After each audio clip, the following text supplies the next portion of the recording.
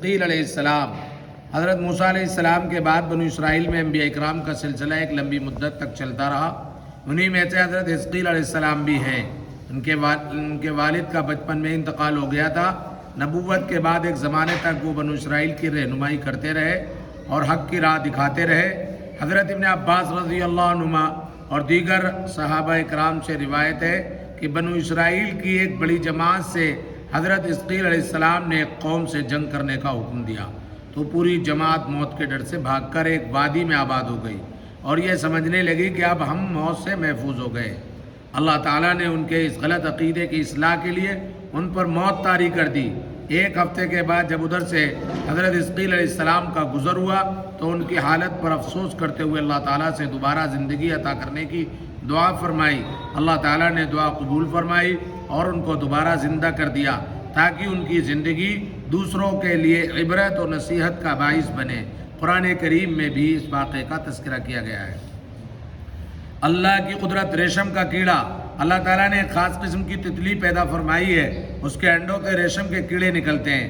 یہ درختوں کے ہرے بھرے پتوں کو کھاتے رہتے ہیں اور ان کے منہ سے ریشم کا باریک اور قیمتی تار نکلتا رہتا ہے جسے وہ اپنے بدن پر لپیٹتے رہتے ہیں۔ پھر اس تار کو گرم پانی میں ڈالتے ہیں اور اس کے ریشوں سے دھاگا تیار کر کے ریشم کے قیمتی کپڑے تیار کرتے ہیں جو بازار میں بھاری قیمت میں بکتے ہیں۔ آخر اس ننھے سے کیڑے کو عمدہ ریشم تیار کرنے کی صلاحیت کس نے عطا فرمائی؟ یقیناً یہ اللہ ہی کی قدرت ہے۔ ایک فرض کے بارے میں، نماز جنازہ فرض کفایہ ہے۔ رسول اللہ صلی اللہ علیہ وسلم نے 7 چیزوں کا حکم دیا جس میں سے ایک جنازے میں شریک ہونا بھی ہے۔ نوٹ: نماز جنازہ فرض کفایہ ہے۔ فرض کفایہ ایسے فرض کو کہتے ہیں جو ہر ایک پر فرض ہو لیکن ان میں سے کسی نے بھی ادا کر دیا تو سب کی طرف سے کافی ہو جائے گا۔ ایک سنت کے بارے میں، ہاتھ پیر کی انگلیوں کا خلال کرنا۔ حضرت عائشہ رضی اللہ تعالیٰ عنہ بیان کرتی ہیں کہ رسول اللہ صلی اللہ علیہ وسلم وضو فرماتے تو انگلیوں کا خلال فرماتے، ایڑیوں کو رگڑتے اور فرماتے انگلیوں کا خلال کرو، اللہ تعالیٰ ان کے درمیان جہنم کی آگ داخل نہ کرے گا۔ ایک اہم عمل کی فضیلت، موت کو یاد رکھنا۔ رسول اللہ صلی اللہ علیہ وسلم نے فرمایا دلوں کو بھی زنگ لگ جاتا ہے جیسے لوہے میں پانی پہنچنے کے بعد زنگ لگ جاتا ہے۔ عرض کیا گیا رسول اللہ وہ کون سی چیز ہے جس سے دلوں کی صفائی ہو جائے؟ آپ صلی اللہ علیہ وسلم نے فرمایا موت کا زیادہ دھیان رکھنا اور قرآن کا پڑھنا۔ ایک گناہ کے بارے میں، حرام مال سے صدقہ کرنا۔ رسول اللہ صلی اللہ علیہ وسلم نے فرمایا بغیر وضو کے نماز قبول نہیں ہوتی، اسی طرح حرام مال سے صدقہ قبول نہیں ہوتا۔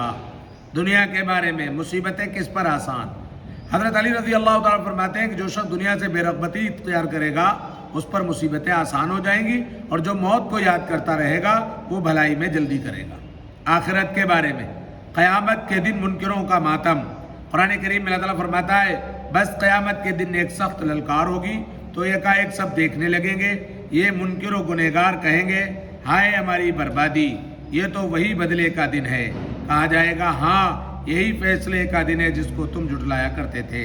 طب نبوی سے علاج، ٹھنڈے پانی سے بخار کا علاج۔ رسول اللہ صلی اللہ علیہ وسلم نے فرمایا تم میں سے کسی کو جب بخار آئے تو سحری کے وقت ٹھنڈا پانی اس کے بدن پر 3 رات تک چھڑکا جائے۔ فائدہ، آج جدید طریقہ علاج کے مطابق ڈاکٹر حضرات بھی بخار کے مریض کے سر پر ٹھنڈے پانی کی پٹی رکھنے کا مشورہ دیتے ہیں۔ قرآن کی نصیحت، قرآن کریم میں اللہ تعالیٰ فرماتا ہے اے انسانو بے شک تمہارے پاس یہ رسول حق بات لے کر تمہارے رب کی طرف سے آ چکا ہے، لہذا تم ایمان لے آؤ۔ یہ ایمان لانا تمہارے لیے بہتر ہوگا۔ اگر تم انکار کرتے ہو تو خوب سمجھ لو کہ آسمانوں اور زمینوں کا مالک اللہ ہی ہے اور اللہ تعالیٰ سب کچھ جاننے والا، بڑی حکمت والا ہے۔ سبحان اللہ۔